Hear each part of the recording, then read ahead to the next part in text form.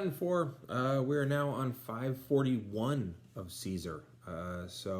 We just had the preparation for the siege under Cicero's camp. If you look on your map, you'll see where everything's happening. Sabinus and Cotta are dead. As usual, I ask you to write down your translation by hand and then get out a red pen and correct it based on what you hear here. To me, that's the best way because computers fail, hard drives collapse, stuff like that. But I still have all my Latin written down that I wrote down. So here we are in 541.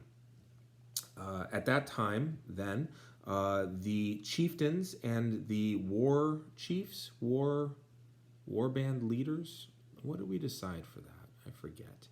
Of the Nervii, who used to have some sort of entrance into conversation or some sort of aliquem ceremonies, something of speech, aditum causamque amicitiae, and an entrance into friendship with Cicero.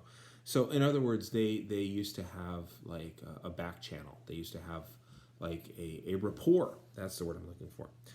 With Cicero, they said that they wish to parley or converse. Okay, so we've seen how this goes before. Since Cicero gave them the power to do so,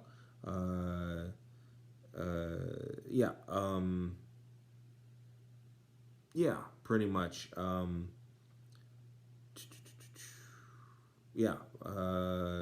Facta potestate eadem quae ambiorix, right? So with Cicero having done this or having made this happen, the chieftains and the war leaders, the war party leaders of the Nervii, they told the same things to him that Ambiorix had said to Sabinus and Cotta.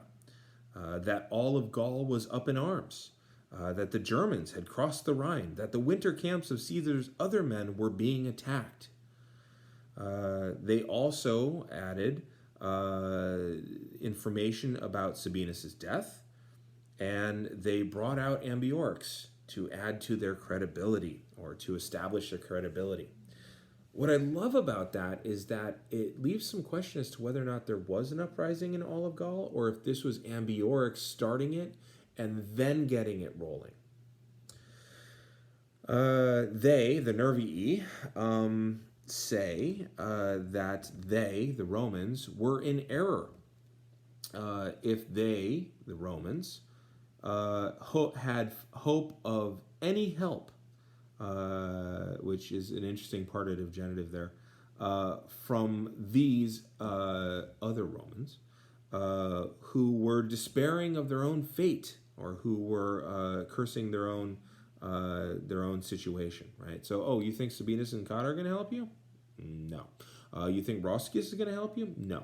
Everybody's under attack. No one's coming to get you.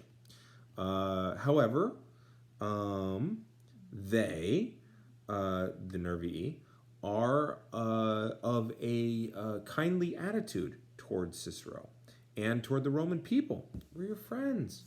So that nothing, they, the Nervii, refuse nothing except for winter quarters to the Romans. So they're saying, look, we don't have any problem with you. We just don't want you to be here during the winter.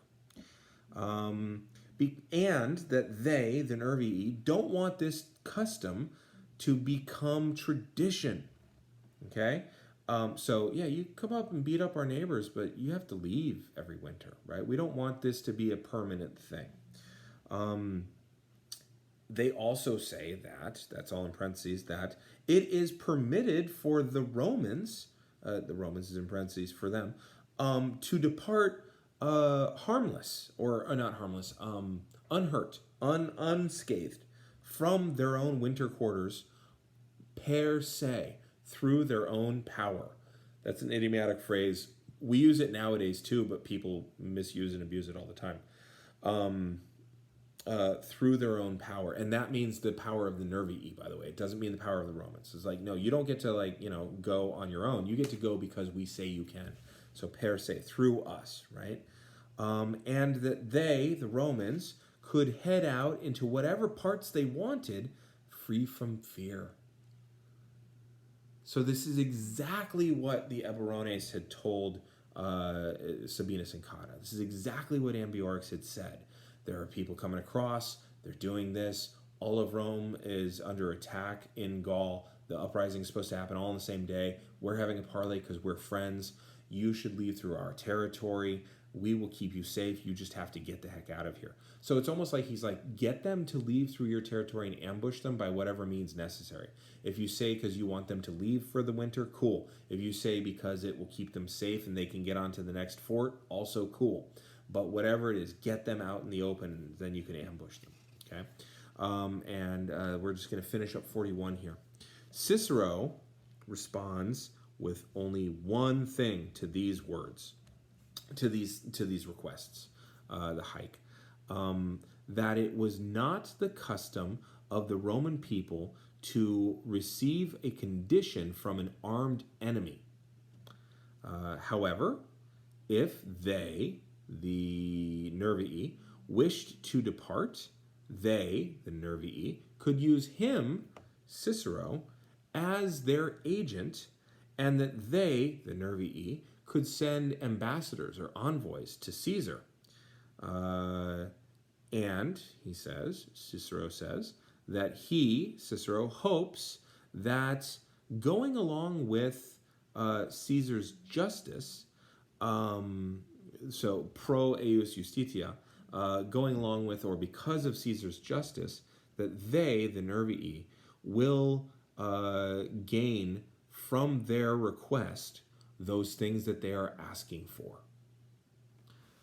There is a wonderful scene from a movie. If you type in Davy Crockett surrender Alamo Billy Bob Thornton, you type that into YouTube after this and you watch that, that's exactly the badassery that Cicero is answering with.